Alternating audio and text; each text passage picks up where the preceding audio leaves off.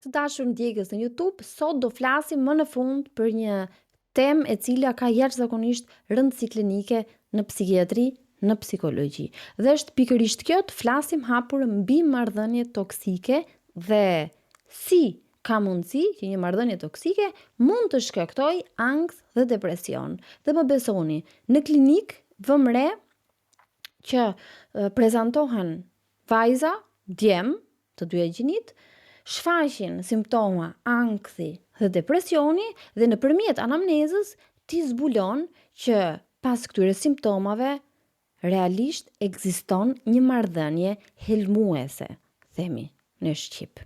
Se është kjo fjala tani toksike, por është helm për psikikën tonë, për emocionet tona dhe na dëmton. Pse?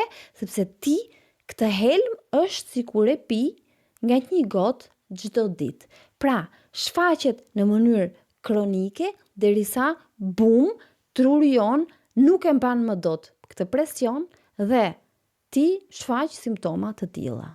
Por në qoftë se ti drejtohesh tek specialisti dhe i thua, "Hey, un po vuaj me ankth." Dhe vazhdon po prapë të jesh në këtë marrëdhënie toksike, dhe i thua specialistit, "Dua të trajtohem me një terapi me ilaçe." Sa mund të funksionojnë këto ilaçe kur ti po prapë ndodhesh në të njëjtën gjendje? Sa realiste është kjo? Apo s'është kështu? Pra ne duhet mësojmë se si të përforcojmë psiken tonë, në qoftë se ne nga këto marrëdhënie për arsye të ndryshme nuk mund të shkëputemi dot më njëherë ose nuk mund të shkëputemi dot. Pra çfarë do të thotë kjo, që ne gjatë gjithë jetës tonë do vuajmë me ankth dhe me depresion, apo duhet mësojmë të zhvillojmë disa teknika mendore ku ne mund të mbijetojmë, ku ne mund të krijojmë një lloj indiference emocionale ndaj këtij fenomeni. Është e dhimbshme për të thënë, por në qoftë se ne nuk krijojmë një barrierë psikologjike ndaj një partneri ose partnereje toksike, nuk ka dallim gjinore, më besoni. Nuk janë vetëm meshkujt toksik, por janë edhe femrat. Kjo barrierë na mbron që ne ti mbijetojmë dhe ti themi, "Nuk e dua sot këtë gotën e helmit. Nuk e dua. Pije vetë." Jo, se kaq të këqij nuk jemi. Rëndësi ka që mos ta pini ju. Atëherë, do bëjmë një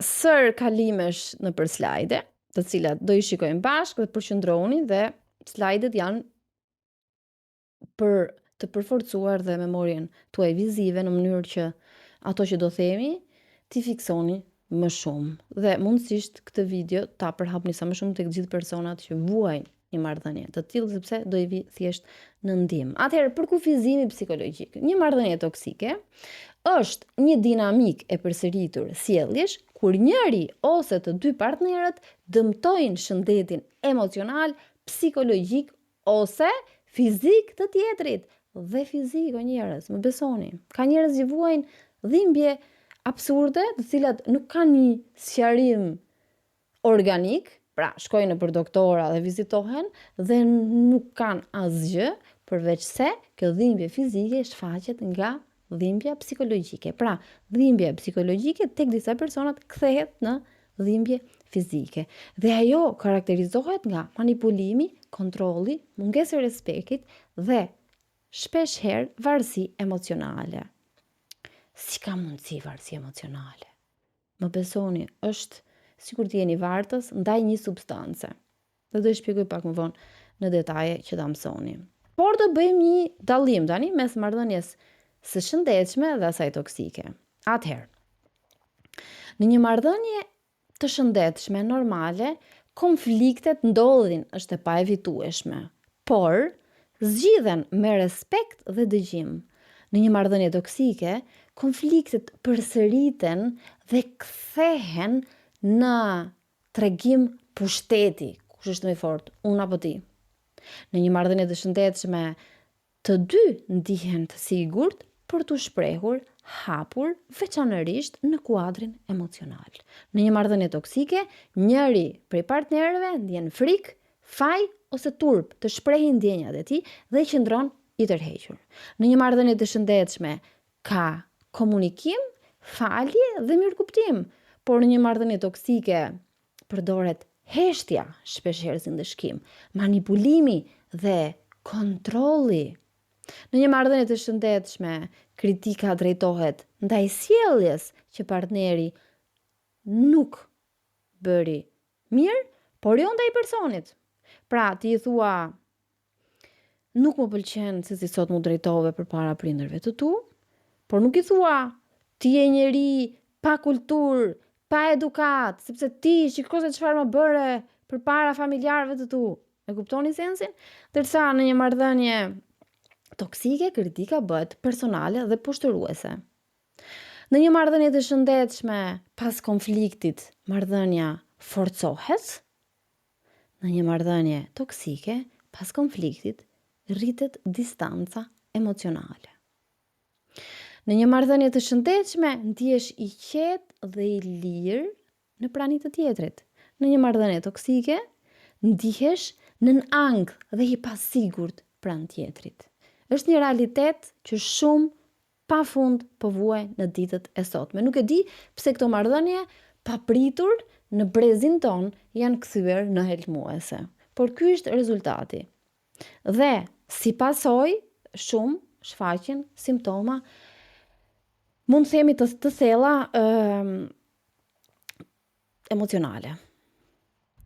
Vazhdojmë mëtej, do shpjegojmë një nga një se si shfaqen këto simptoma, duke filluar nga, ta zvëgloj pak imazhin tim, manipulimi emocional. Është përdorimi i emocioneve, të përdorësh emocionet për të ushtruar kontroll mbi partnerin. Personi që manipulon krijon tek tjetri ndjenja faj, frike, pasigurie, për të marrë atë që dëshiron.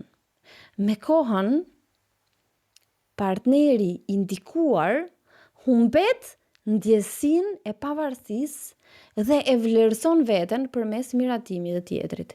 E kuptoni ju domethënë? Pra, ti si individ i lirë që ishe, fillon dhe papritur i jep vlerë vetvetes aq sa të jep partneri. Nëse partneri ty të lë të kuptosh që shiko se ti je pa vlerë, ti fillon e beson. Ti humb komplet vizionin për personin që je. Ke një stakim nga qartësia, kush jam unë? Unë jam ai që mendon ai person. Partneri ose partnerja, nuk jam ai që mendoja se isha. Ku janë vlerat e mia? Ku është ai individ që ishte përpara kësaj marrëdhënie? Ti fillon pyet veten dhe nuk gjen një përgjigje. Ky është manipulimi emocional. Më besoni. Vazhdojmë mëtej me kontrollin. Kontrolli shfaqet kur njëri përpiqet të drejtojë mendimet, vendimet dhe sjelljet e tjetrit. Kaq në ekstrem shkon kjo. Përfshihet kufizimi i hapësirës personale, të lirisë tënde ose të kontakteve të tua. Në thelb, kontrolli nuk është shenjë dashurie, kjo dihet, por shprehje e pasigurisë dhe nevojës për pushtet që ka tjetri. Pra, nga pasiguria që ky person ka në vetvete, këtë pasiguri ka nevojë ta përmbushë me pushtet, duke të kontrolluar të gjitha kontaktet që ti ke me njerëzit që të rrethojnë, duke tentuar dhe duke u munduar që ti mos të kesh më kontakte as me familjarët e tu, sepse të gjithë janë të këqij, të gjithë duan të keqen tënde. Pra, këta mundohen që të tregojnë ty versionin më të keq të personave që të rrethojnë në mënyrë që ti të largohesh. Dhe këtu humb liria jote. Ti fillon i shikon personat e tjerë siç i shikon ai. Në këtë mënyrë të drejt për drejt, sepse nuk e bën në mënyrë të drejtë për drejt, ai po të drejton ty se si të marrësh ti vendimet. Se si ti të mendosh për tjetrin, se si ti të sillesh me tjetrin. Indiferenca. Indiferenca është një formë distancimi emocional ku mungon kujdesi dhe reagimi ndaj nevojave të tjetrit. Shpesh përdoret në mënyrë pasive, për të ndëshkuar ose për të ruajtur dominimin në marrëdhënie.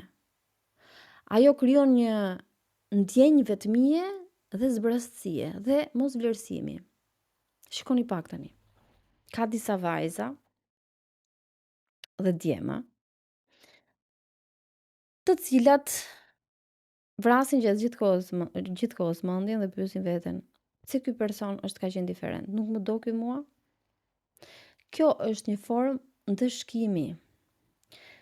Është forma e ndëshkimit më e dhimbshme dhe studimet na tregojnë që indiferenca mund të shkaktojë tek ty dhimbje fizike. Më besoni, krahasohet pikërisht me dhimbje fizike. Aq shumë dhëmb. Dhe këta persona e përdorin si formë pushteti për të lënduar ty. Për të mbajtur ty të lidhur mbas vetes. Dhe ty të hipën një lloj inati. Pse ma bëri mua ai kështu? Dhe ti bën të kundërtën. Ti e kërkon më shumë. Ti lufton më shumë për të. Pse ai është indiferent? Rriten brenda teje disa ndjenja inati, të cilat ty të shtyn më shumë që të shkosh drejt atij. Ti e kthen si një sfidë personale. Pse ai person ma bën mua kështu? Pse ai hesht? Pse ai nuk ma var? Pse ai nuk bën siç dëshiroj unë? Kush mendon se është ai? Jo, ai do të bëj siç dua unë. Pra ti hyn në një sfidë me vetveten, por një sfidë toksike dhe aq e panevojshme, se që po të hapësh syt, fillon dhe reflekton dhe thua, ore çfarë drejgjin po kërkoj unë nga kjo gjë. Në momentin që kësaj indiferencë i përgjigjemi me indiferencë, më besoni që gjërat ndryshojnë, por duhet jashtëzakonisht shumë forcë mendore që ti të arrish këtë lloj indiferencë. Ti përgjigjesh indiferencës me indiferencë. Ose ti përgjigjesh indiferencës me sqarim. Me një sqarim të qetë, jo konfliktual. Se fatkeqësisht në marrëdhënie toksike, ne humbim dhe logjikën, nuk dim se si të sillemi. Të sillem mirë, ma merr për dobësi. Të sillem keq, ma merr si indiferencë, ndoshta e humb fare. Pra jemi në mëdyshje se si ne ta drejtojmë këtë marrëdhënie dhe humbim sensin. Pikërisht për këtë arsye, jo të gjitha marrëdhëniet toksike janë njësoj dhe shfaqen në të njëjtën formë. Shpesh herë kanë nevojë për këshilla individuale se si ju të silleni, se si ju në radhë të parë të pozicionoheni në këtë marrëdhënie dhe më pas të reagoni në mënyrë të shëndetshme. Sepse nëse ai është toksik ose ajo është toksike dhe ju jeni toksik, nuk zgjidhni gjë. Gjithçka shkon drejt shkatrimit dhe nuk ka zgjidhje. Ideja është që të gjejmë zgjidhje mes njëri tjetrit ose të mësojmë të jemi në paqe me veten tonë. Në një marrëdhënie të tillë. Këto janë zgjidhjet. Vazhdojmë mëtej. Besoj se e keni dëgjuar gaslighting, është një formë e abuzimit psikologjik ku personi përpiqet të shtrembërojë perceptimin e realitetit të tjetrit. Me kalimin e kohës, viktima humbet besimin në gjykimin e vet dhe ndjen konfuzion, frikë dhe pasiguri. Është kështu siç e mendoj unë apo jo? Pra ti vë gjatë gjithë kohës në dyshim vetveten. Je në dyshim. Është një nga format më të dëmshme të manipulimit sepse prek direkt ndjenjën e identitetit dhe realitetit personal. Të shtrembërojë totalisht realitetin tënd. Ti nuk ke më aftësinë të kesh një mendim personal. Pse? Sepse je gjatë gjithë kohës e ndikuar nga personi. Për mos të folur këtu dhe për borxhin emocional. E keni dëgjuar borxhin emocional? Është kur partneri ose partnerja gjatë gjithë kohës thotë ti je këtu fal meje, sepse ti deri tani nuk e ndritur gjë. Ti ke arritur këtë gjë fal meje, mos tisha unë ti nuk do bëj asgjë. Pra gjithçka që ti ke arritur në jetë, e ke arritur fal ti. A thua sikur ti nuk ke kontribuar fare në suksesin tënd. Ti je borxhli ndaj atij personi. Ky është borxhi emocional. Vazhdojmë mëtej. Shikoni pak. Forma e kritikës është poshtëruese. Unë kam dëgjuar shpesh herë ankesa nga disa nga pacientët e mia që thonë, doktoresh, ishim në një tavolinë me miqt dhe partneri im gjatë gjithë kohës, me çfarë të lloj gjëje që thoja unë, tallej, me qeshte, më përbuzte, me sarkazëm. Kjo është gjë jashtëzakonisht shumë e shëmtuar dhe shpeshherë këtë gjë e bëjnë edhe në rrethin familjar. Çfarë shkakton kjo tek ty? Ul vet besimin dhe vet vlerësimin tënd. Pra ti fillon të besosh se ke një imazh krejt negativ. Ti fillon të besosh atë që ai të bën ty të besosh. Është e dhimbshme, por e vërtet. Tani do shikojmë pak këtu si ndikon një marrëdhënie toksike në trurin dhe trupin ton. Kjo është një fazë kyçe dhe përqendrohuni, ju lutem. E trisht, por e vërtet, ne krijojmë ndaj këtyre personave, ndaj marrëdhënieve të tilla, një lloj varësie emocionale, njësoj si të ishte një substancë, një formë droge. Në fillim janë momentet e dashurisë dhe të afrimitetit, të cilat rrisin nivelin e dopaminës, humorin, kënaqësinë dhe shpërblimin. Pra çfarë ndodh? Ne kemi zona në trurin ton, të cilat kur marrim një substancë rrisin nivelin e dopaminës.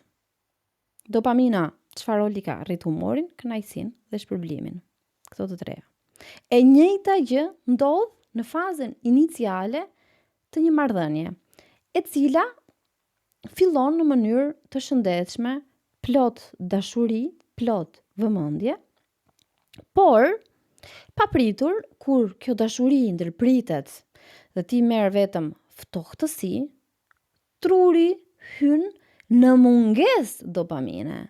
Dhe ti kërkon sërish këtë kontakt, ku iku kjo marrëdhënie e bukur, ku iku kjo marrëdhënie e shëndetshme, ku iku kjo dashuri, dhe ti je gjatë gjithë kohës në kërkim të dopaminës, si ai personi që nuk ka më substancë dhe kërkon diku që ta gjej me ngulm. Dhe kështu formohet cikli i shpërblimit toksik, dhimbje, afërsi, lehtësim, përsëritje.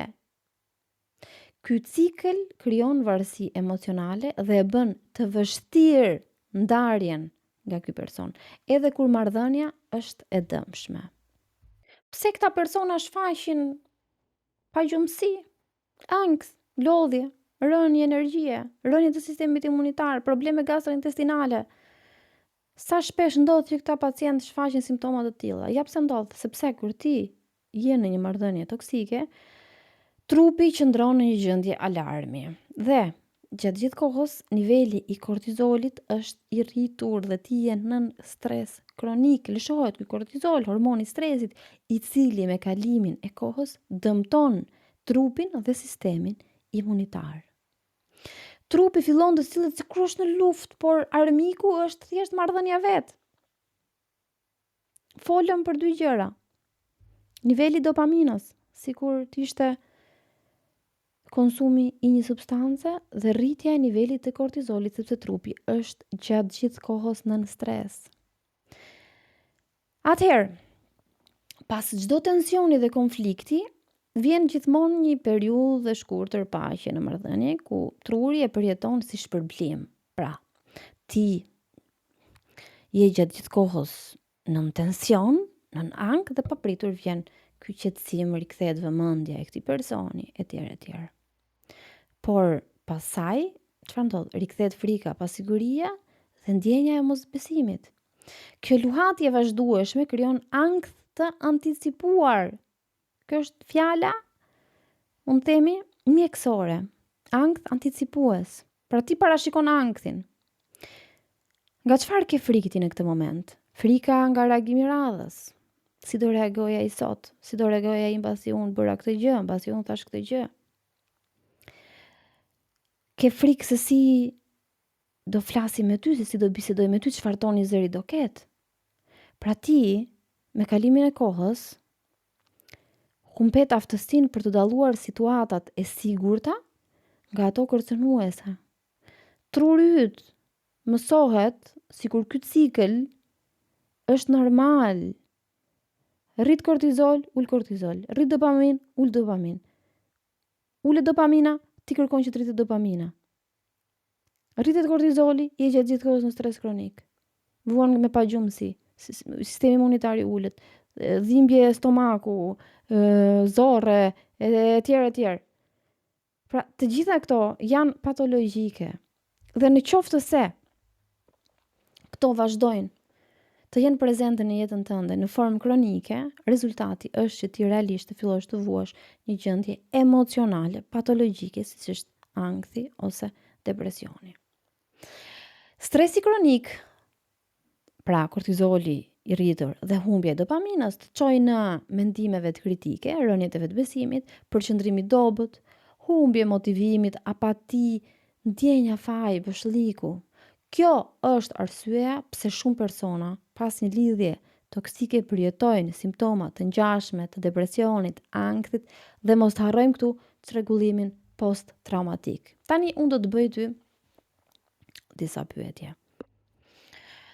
Ti do i përgjigjesh sinqerisht. Për të kuptuar se në çfarë marrëdhënie po ndodhesh në këtë moment. Andjej, merr laps letër dhe përgjigju. Mund ta bësh edhe stop në këtë moment videon dhe ti përgjigjesh me qetësi. Andjej shpesh ankth kur partneri ose partnerja hesht apo distancohet. Andjej frikë të them çfarë mendoj, sepse mund të zemërohet. Andjej faj edhe kur nuk kam bërë asnjë gabim. A ndjej veten përgjegjës për emocionet e tjetrit të ti, sepse natyrisht ai të bën ndihesh në faj. Unë sillem kështu sepse është faji yt. A kam filluar të dyshoj në perceptimin tim të realitetit? A ndjej se po humbas energjinë, gjumin apo qetësinë?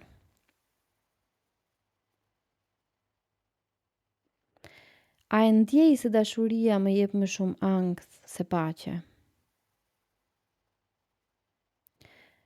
A kam humbur interesat, miqt apo ndjenjen e vetvetes?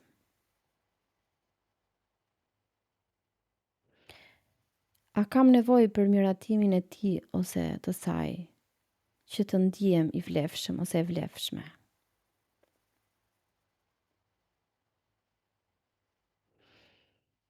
A e di thellë brenda vetes time se kjo që ndjej nuk është dashuri, por plag që kërkon shërim? Fol pak me vetveten tek pyetja e 10. Sepse me siguri brenda vetes thellë ti e di. Duhet të mësojmë të flasim me vetveten. Atëherë tek libri Fack kritika, pra shkëlqej me vetbesimin tënd, kam folur gjëra gjatë mbi këtë temë. Është një libër që është shitur jashtëzakonisht shumë, është libri im i parë, i shkruar para 2 vitesh, besoj, i publikuar para 2 vitesh, sepse i shkruar ndoshta ka 3 vite gjysmë që kam nisur ta shkruaj. Ky libër përmban ushtrime, përmban një reflektim të thellë, të cilën e keni ju në dorë ta bëni. Flet gjëra gjatë dhe se çfarë do thotë të kesh të bësh me një partner ose partnere toksike. Të mëson se si ti rezistosh kritikës së dëmshme dhe të ndash kritikën e dëmshme dhe kritikën jo të dëmshme, sepse jo çdo kritik është për mos tu pranuar, ka kritika të cilat na ndihmojnë që ne të rritemi si persona. Dhe mund ta porosisni në WhatsApp te ky numri këtu lart që është 068 46 25 939. Shumë thjesht të vjen në shtëpinë tuaj kudo ku ndodheni jashtë shtetit të Shqipërisë etj në fund botës. Lexojeni librin Shkëlqej me vetbesimin tënd, bashkangjitur mund të lexoni edhe librin Mos më streso, që është libri im i dytë. Lexoni njerëz, nuk është e thënë që të lexoni vetëm librat e mi. Ka libra plot, por libri, leximi ju zhvillon si individ, si person. Pikërisht për këtë arsye sepse shpesh herë humbim realitetin, perceptimin për veten. Atëherë, duke qenë se ky video nuk ka thjesht synim informativ, por paksa dhe terapeutik, me aq sa mund na lejoj YouTube-i. Do hym paksa thellë bashk në fazën e reflektimit dhe të qetësimit emocional. Çfarë do thotë kjo? Rekuperimi fillon në momentin që ti i lejon vetes të ndalosh dhe të dëgjosh çfarë po ndodh brenda teje. Ti nuk ke nevojë në këtë moment të analizosh tjetrin. Pse ma më tha kështu, pse ma bëri kështu, pse ashtu, nuk të duhet fare kjo gjë ty. Por ti në këtë moment do ndalosh dhe do kuptosh emocionet e tua. Reagimet që ti ke. Përqendrohu pak te këto pyetje që do të bëj tani. Reflektimi është faza kryesore. Ja ta zbukloj pak imazhin tim që ti lexosh dhe ti pyetjet. Këto slajde i ka përgatitur stafi im, shumë të lezetshme. Atëherë, pyetje reflektuese në këtë fazë të jetës tënde. Çfarë ndjej më shpesh kohët e fundit? Frikë, trishtim, lodhje, nevojë për qetësi. Cilat situata më ngjallin menjëherë tension në trupin tim? Çfarë ndodh brenda meje kur ndjej mungesë vëmendje apo ftohtësi? Si reagon trupi im kur ndjej stres, frikë ose pasiguri?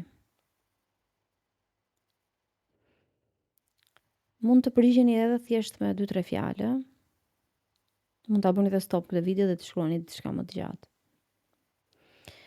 Kur ndjej qetësi, çfarë ndryshon në frymarrjen dhe mendimet e mia? A di ti dalloj ndjenjat e mia nga reagimet e tjetrit? Nëse ndonjëherë bëhen paksa lëmshë. Çfarë kam mësuar për veten nga kjo përvojë? Çfarë më mungon më shumë në këtë periudhë? Dashuria, kuptimi ose mirëkuptimi apo paqja? Cilat janë gjërat e vogla që më ndihmojnë të ndihem më mirë e sigurt? Mendoni diçka që realisht ju ndihmon, diçka praktike.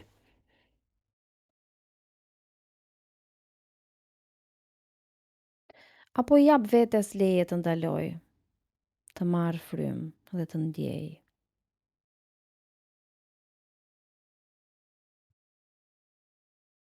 Përgjigju me qetësi dhe dashuri ndaj vetes.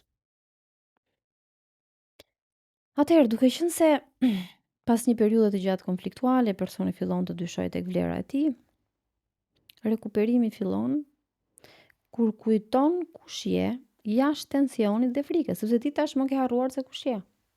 Pyet veten, si dua të ndihem në një marrëdhënie të shëndetshme? Çfarë më jep paqe, respekt dhe siguri? Këto pyetje hapin rrugën drejt vetbesimit të qëndrueshëm pa varësi emocionale. Çfarë më jep paqe, çfarë më jep respekt, çfarë më jep siguri? Ti ke të drejtë të zgjedhësh, o njeri. Sepse unë ndonjëherë jam paksa rebele dhe ashpër në atë që them. Ti ke të drejtë të zgjedhësh se si ti dëshiron të ndihesh.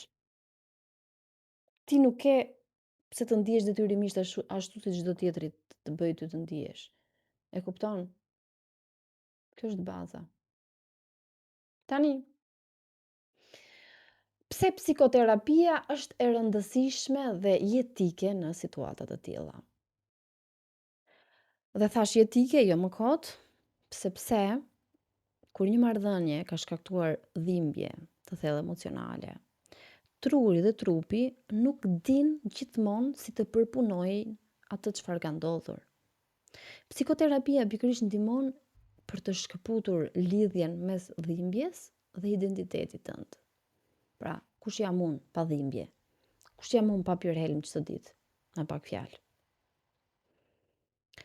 Një terapist të ndihmon të kuptosh pse ndihesh i lidhur me një marrëdhënie të tillë. Çfarë ka ndodhur në fëmijërinë tënde që të çon ty të qëndrosh në një marrëdhënie të tillë? Si të rikthesh vetbesimin tek vetja?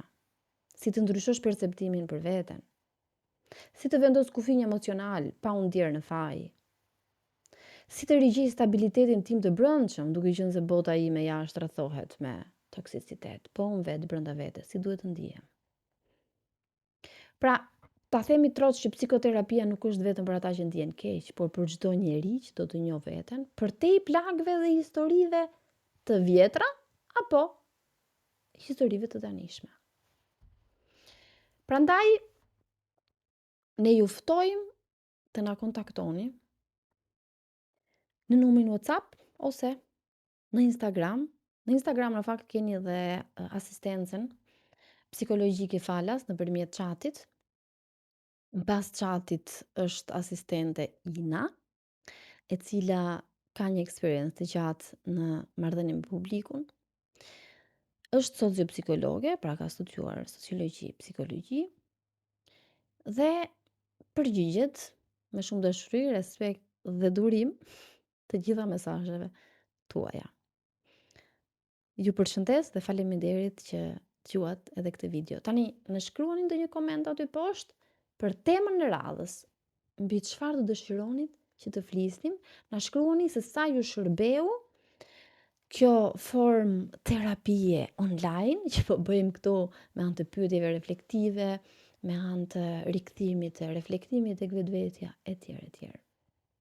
Imagjinoni pak se çfarë mund të arrijë një psikolog me seanca individuale me ju, nëse vetëm ky video ka arritur të bëjë ty të reflektosh. Ju përshëndes. Dhe mos harroni të doni veten tuaj,